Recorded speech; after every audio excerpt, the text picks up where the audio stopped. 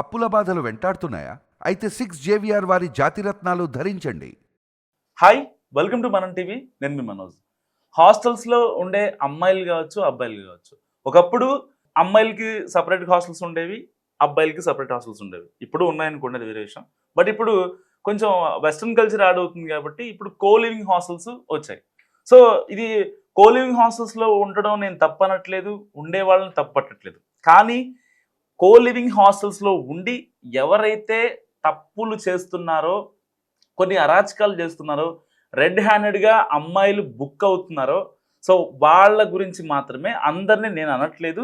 And matter ఏంటంటే, హైదరాబాద్ నగరం వేగంగా విస్తరిస్తుంది. ఒకప్పుడు కొన్ని ప్రాంతాలకు మాత్రమే కొన్ని హోటల్స్, మెయిన్ హోటల్స్ కానీ చిన్న 2 to 5 స్టార్ హోటల్స్ పరిమితమయ్యేవి. ఇప్పుడు అన్ని ప్రాంతాలలో మంచి హోటల్స్ వస్తున్నాయి. సో ముఖ్యంగా హైదరాబాద్ నగరం అత్యంత ప్రైమ్ ఏరియా, అంటే కొంచెం ఖరీదైన ఏరియాగా పేరుంటుంది. లైక్ మాదాపూర్ కావచ్చు, గచ్చిబౌలి కావచ్చు, నానక్రాంగూడ కావచ్చు, ఫినాన్షియల్ డిస్ట్రిక్ట్ కావచ్చు.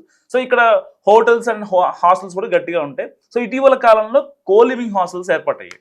అందరూ తెలిసిన విషయం ఇది. సో వీటిపై రకరకాల ఆరోపణలు వినిపిస్తున్నప్పటికీ వీటిని చాలా సక్సెస్ఫుల్గా రన్ చేస్తున్నారు వాటి నిర్వాహకులు. మాదాపూర్ ప్రాంతంలో ఉన్న హోటల్స్ అండ్ కో లివింగ్ హాస్టల్స్లో చాలా అసాంఘిక కార్యకలాపాలు జరుగుతున్నాయి. మరి వీళ్ళు ఎవరికి చెప్పి చేస్తున్నారు, లేకపోతే ఎందుకంటే బేసిక్గా ఇలాంటి కార్యకలాపాలు ఎవరికి చెప్పకుండానే చేస్తారు.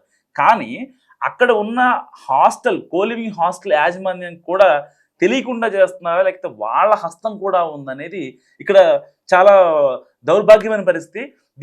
ఇంకోటి ఏంటంటే, దీంతో అంటే కొంచెం ఈ లోకల్గా ఉన్న పిఎస్లకి వాటికి వీటికి కాస్త కూస్త సమాచారం ఉన్నా ఆ కోలింగ్ హాస్టల్స్ నిర్వహిస్తున్నారని, సో వీళ్ళు అప్పుడప్పుడు వెళ్ళి అసలు అక్కడ హ్యూమన్ ట్రాఫికింగ్ ఏమైనా జరుగుతుందా, ఏమన్నా సెక్సువల్ థింగ్స్ ఏమన్నా జరుగుతున్నాయా ఏంటి అని చెప్పి వాళ్ళు వెళ్ళి చూస్తారు, వచ్చేస్తున్నారు. కానీ రీసెంట్గా జరిగిన ఒక హాస్టల్, ఆ హాస్టల్ పేరు, కోలివింగ్ హాస్టల్ పేరు నేను మెన్షన్ చేయట్లేదు, కానీ ఆ హాస్టల్స్లో ఈ యాంటీ హ్యూమన్ ట్రాఫికింగ్ పోలీసులు వెళ్ళి రైడ్స్ చేశారు. సో వాళ్ళకి దిమ్మ తిరిగే నిజాలు బయటకు వచ్చాయి. దాదాపుగా 10 మంది విదేశీ అమ్మాయిలు అక్కడ రూమ్స్ తీసుకొని, దీంట్లో బేసిక్గా కోలివింగ్లో 2 షేర్ ఉంటుంది, సింగిల్ షేర్ ఉంటుంది, 3 షేర్ ఉంటుంది, 4 షేరింగ్ కొంచెం తక్కువ ఉంటాయి అనమాట. అంటే లైక్ అంటే వాళ్ళ ఇదిని బట్టి నార్మల్గా ఉండే మేల్ హాస్టల్స్ అయినా ఫీమేల్ హాస్టల్స్ అయినా వాటిల్లో 4 షేర్ ఉంటుంది, 3 షేర్ ఉంటుంది, 2 షేర్ ఉంటుంది ఆబ్వియస్లీ. కానీ కోలివింగ్లో మాత్రం ఎక్కువ ఎవరన్నా ఒక అమ్మాయి ఒక అబ్బాయి ఉన్నారంటే 2 షేరే ప్రిఫర్ చేస్తారు. 2 అమ్మాయిలు ఒక అబ్బాయి సంథింగ్ అట్లా అనుకోండి, అప్పుడు ఇంకా వాళ్ళ బాధ వాళ్ళు పడతారు. సో ఇలాంటి వాటిపై కొంచెం ఈ యాంటీ హ్యూమన్ ట్రాఫికింగ్ పోలీసులు కొంచెం ఫోకస్ పెట్టారు. వాళ్ళు వెళ్ళి సడన్గా అక్కడ హాస్టల్ పైన రైడ్ చేస్తే దిమ్మ తిరిగే నిజాలు బయటకు వచ్చాయి భయ్య. అసలు ఎవరు ఎక్స్పెక్ట్ చేయని విధంగా దాదాపుగా 4 అబ్బాయిలు, ఇక్కడ తెలంగాణకు సంబంధించిన అబ్బాయిలు, దాంట్లో 2 ఆంధ్ర వాళ్ళు కూడా ఉన్నారు. సో హైదరాబాద్లో బుక్ అయ్యారు. అండ్ 10 మంది విదేశీ అమ్మాయిలు ఇక్కడ కొన్ని వాటికి పాల్పడుతూ రెడ్ హ్యాండెడ్గా పోలీసులకి చిక్కారు.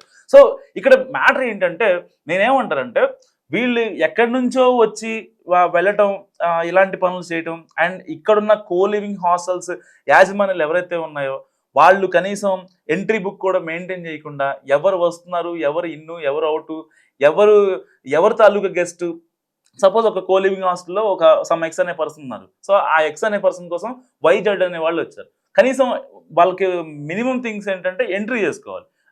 దానివల్ల ఏంటంటే రేపొద్దున ఎప్పుడన్నా వాళ్ళు డ్రగ్స్ కేసులో దొరికినా, లేదంటే గంజాయి గుట్టు దొరికిపోయినా, ఇలాంటి ఇల్లీగల్ యాక్టివిటీస్ చేసి దొరికిపోయినా దానికి సంబంధించిన డేటా ఉంటుంది. ఎవరు వచ్చారు, ఎవరిని కలిశారు, ఏంటి, దీని వెనకాల తీగలాగితే డొంక కదిలే ప్రయత్నం చేయొచ్చు. కానీ అక్కడ యాజమాన్యాలు కూడా కొంచెం లైట్ తీసుకుంటున్నాయి. ఎందుకంటే కోలివింగ్ హాస్టల్స్లో ఎలా ఉంటుందంటే, వాళ్ళు ఎంతవరకు మెయింటెనెన్స్ ఇచ్చామా, వాళ్ళకి కావాల్సిన ఫ్రీడమ్ ఇచ్చామా అన్నట్టుగా చూస్తారు తప్ప, ఎందుకంటే అసలుకే వాళ్ళు అప్పటి నుంచి ఒక అబ్బాయి ఒక అమ్మాయో అప్పటిదాకా వాళ్ళ హాస్టల్స్లోనే, అంటే మేల్ అయితే మేలు, ఫీమేల్ అయితే ఫీమేల్ హాస్టల్స్లో ఉండి విసిగి వేసారిపోయి ఒక కొత్త కల్చరు, అమ్మాయిలు అబ్బాయిలు కలిసి తినొచ్చు, కలిసి ఉండొచ్చు, కలిసి అంటే వాళ్ళ థింగ్స్ని షేర్ చేసుకోవచ్చు, అలాంటి ఆ ఇదిలో వచ్చిన వాళ్ళకి ఇంకొంచెం ఫ్రీడమ్ యాడ్ అయితే ఇంకెలా ఉంటుంది, ఇంక చేయరాని తప్పులు మొత్తం చేస్తారు.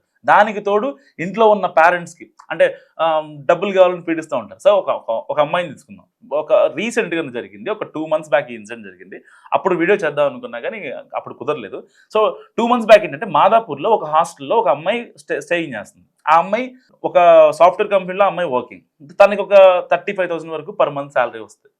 అయితే ఈ అమ్మాయి రెడ్ హ్యాండెడ్గా ఒక అబ్బాయితో దొరికిపోయింది. ఇంట్లో ఏం చెప్పింది, లేదు నేను రూమ్ తీసుకొని ఉంటున్నాను సింగిల్గా, నాకు డబ్బులు సరిపోవట్లేదు అని చెప్పింది. ఈ అమ్మాయి డబ్బులు అడుగుతుందని చెప్పి వాళ్ళ ఇంట్లో వాళ్ళు కూడా వేస్తున్నారు. సరే మళ్ళీ పాప ఎక్కడ ఇబ్బంది పడుతుందో అని చెప్పి వేస్తున్నారు. కట్ చేస్తే ఆ అమ్మాయి ఒక అబ్బాయితో కోలివింగ్లో ఉంటుంది.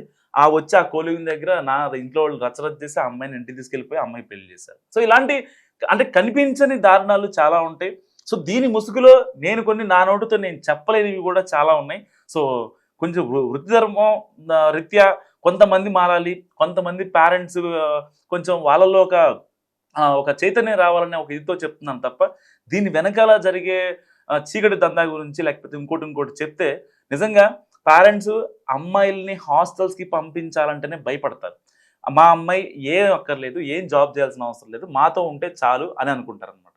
సో అవన్నీ నేను నా నోటితో నేను చెప్పకపోయినా సరే కొంచెం మీ అమ్మాయి కానీ మీ అబ్బాయి కానీ మీకు దూరంగా ఉంటూ హాస్టల్స్లో ఉంటున్నాం అని చెప్తే ఒక కంట కనిపెట్టి ఉంచండి. ఎందుకంటే ఒక అమ్మాయి పాడైపోతే తన పక్కన ఉన్న ఫ్రెండ్స్ కూడా వాళ్ళ ఈ పాడైపోయిన అమ్మాయి ఇంపాక్ట్ ఆ అమ్మాయి చుట్టూ ఉండే ఫీమేల్ ఫ్రెండ్స్ మీద చాలా గట్టిగా ఇంపాక్ట్ చూపుతుంది. సపోజ్ ఫర్ ఎగ్జాంపుల్ ఒక అమ్మాయి మంచిగా మెయింటైన్ చేస్తుంది, ఆ అమ్మాయికి శాలరీ ఏమో తక్కువ, సో అన్ని రకాల మెయింటెనెన్స్ అవుతున్నాయి, నెల చివరి వచ్చేసరికి ఈఎంఐలు కట్ అయిపోతున్నాయి, ఇంకా తన మేకప్ సంబంధించిన తన ట్రావెల్ సంబంధించిన అన్ని ఎక్స్పెన్సెస్ గట్టిగా దొరుకుతున్నాయి. కానీ కట్ చేస్తే ఆ అమ్మాయి శాలరీ చాలా తక్కువ.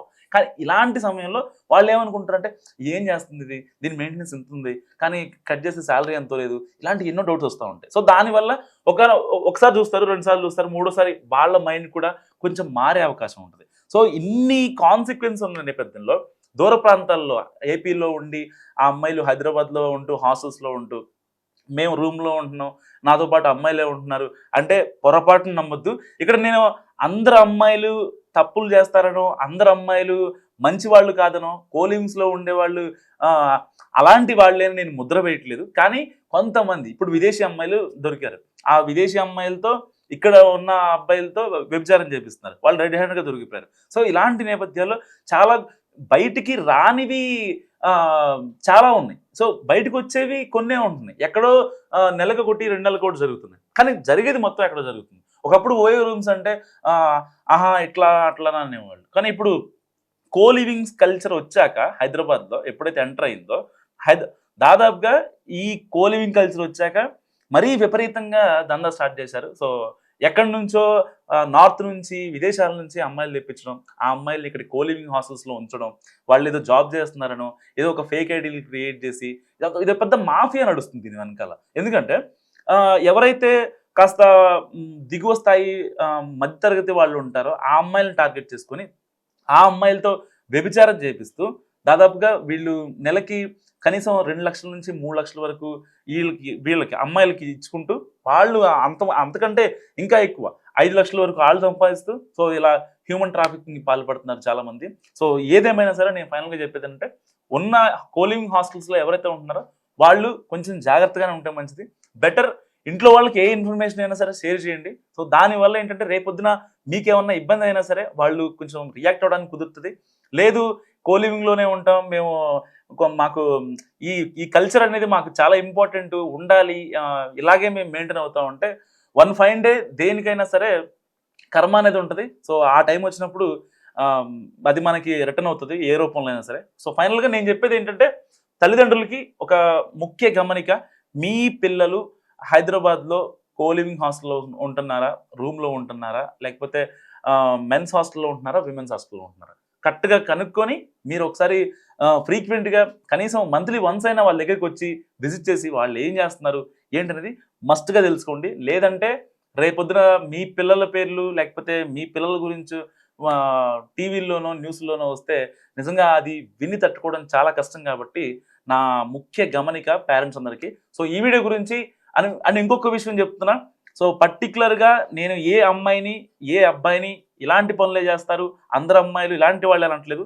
ఎవరైతే ఇలాంటి పనులకు పాల్పడ్డారో ఇప్పటి వరకు, సరే వాళ్ళ పేర్లు మనం బయటికి చెప్పాల్సిన అవసరం కూడా లేదు, వాళ్ళని నిందించాల్సిన అవసరం లేదు, వాళ్ళు మారితే చాలు అని అనుకుంటాం. సో అలాంటి వాళ్లకు చెప్తున్నా, ఎవరిని ఉద్దేశించి ప్రత్యేకంగా ఎవరి మీద గురించి కాదు.